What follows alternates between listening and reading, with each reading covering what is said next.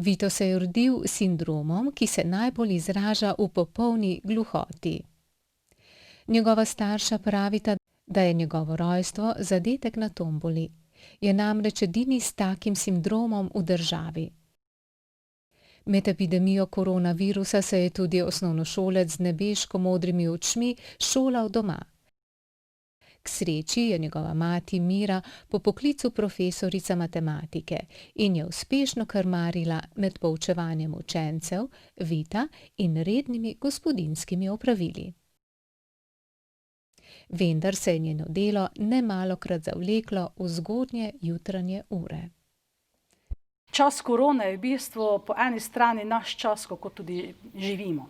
Vito, se pravi, glede na svoje posebnosti, ne obiskuje prijateljev, se ne druži, razen to, kar ima dejansko v šoli in tam ima veliko.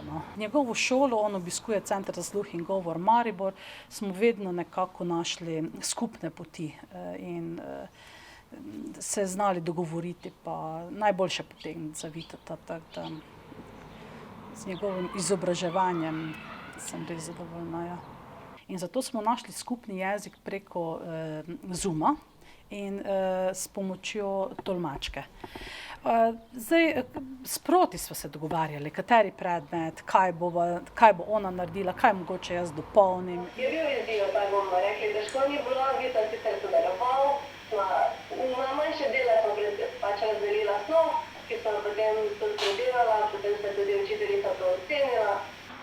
Veljavo je definitivno težje kot živo, zaradi tega, ker se ne razkramo kontakta med tolmačem in učencem. Naprimer, če se Vito kdaj pozornost dobi, sem se ga lahko do tega šoli dotaknil, da usmeril naprej. Tukaj pa tega ni, tudi ne veš, če se otrok vidi. Konec junija so se tudi za 14-letnega Prekmurca začele 9-tedenske šolske počitnice. Kljub veliki izbiri počitniških dejavnosti se jih Vito zaradi komunikacijske ovire ne more udeležiti. Počitnice za otroka s posebnimi potrebami so vedno izziv. Ampak v bistvu moram poudariti, da verjetno še večji za gluhega otroka, ki ima zraven še druge težave. Ker kaj se dogaja?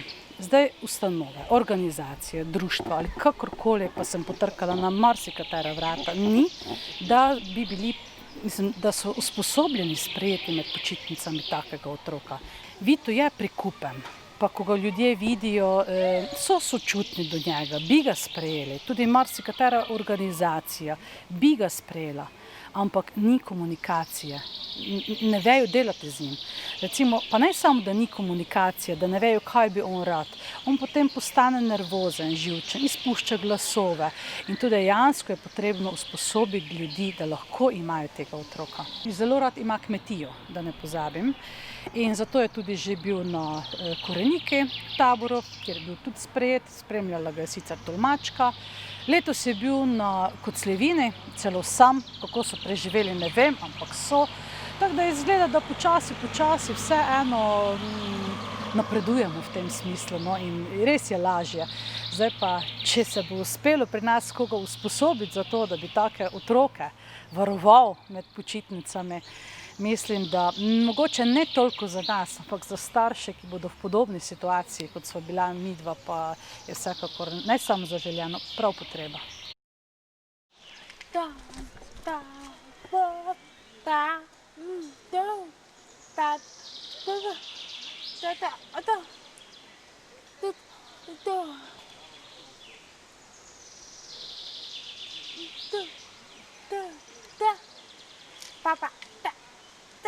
On v bistvu ne ve, kaj je to, da pokličeš prijatelja, da mogoče greš se z njim kopati, ne ve, kaj je to, da greš komu na počitnice, ampak pozna to, kar pač mu lahko nudimo doma.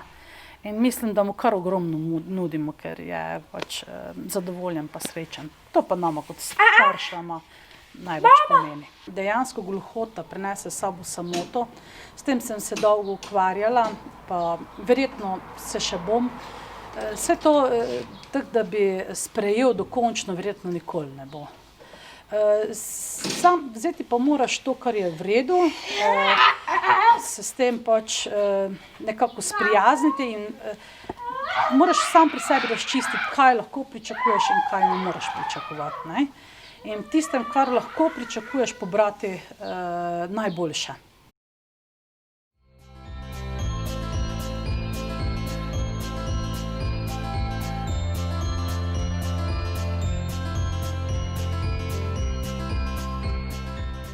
Pač, ko dobiš takega otroka, in to verjetno večina staršev izkusi, se ljudje prerešetajo, ne.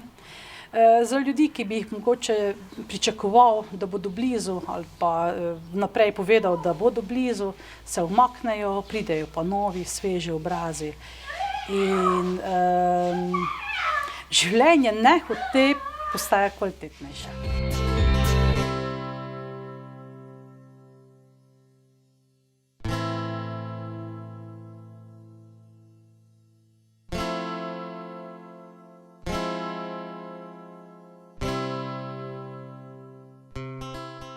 Sebi moraš razčistiti in otroka sprejeti takšnega, kot je, ne pričakovati neke visoke cilje, pa ne vem kaj se, pa sodelovati recimo, jaz vedno sem sodelovala s šolo, ne.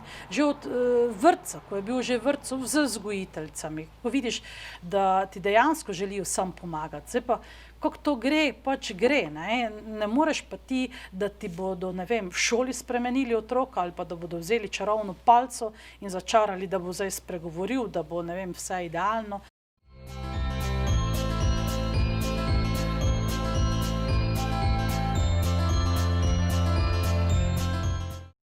Z več stvarmi v življenju je tako, da pač, ko pridejo ovire, jih moraš premagati. Ko enkrat res sprejmeš z vsem srcem takega pa drugačnega otroka, to je en velik dar, ne.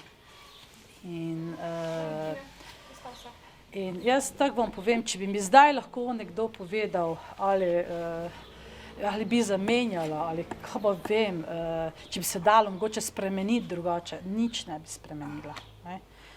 Ker celo družino je obogatil. In zdaj je pa tudi uspeh pri Vitotu, ker je drugačen in je postal tudi samostojen dejansko zdaj pri teh letih. On bo zdaj star 14 let in lahko je recimo zgoraj sam doma, čeravno so spodaj mama stara pa dede, ja, ve si narediti hrano, mislim, je veliko samostojnosti, na to pa z možem zelo ponosna. Življenje z Vitom je po eni strani zahtevno, hkrati pa je tudi lepo in usmerjeno k osebnostni rasti in razvoju sožitja v družini. Kar pa je ključno, da lahko razbijajo zidove, ki nastajajo okrog oseb s posebnimi potrebami. Prijazna beseda, razumevanje ali topel stisk roke lahko zakrpajo marsikateri košček v ogledalu in krvavečem srcu. Z velikim spoštovanjem do otrok s posebnimi potrebami in enakim spoštovanjem do staršev, ki so bili in so tako močni, da stojijo z dvignjeno glavo poleg njih, ne glede na vse.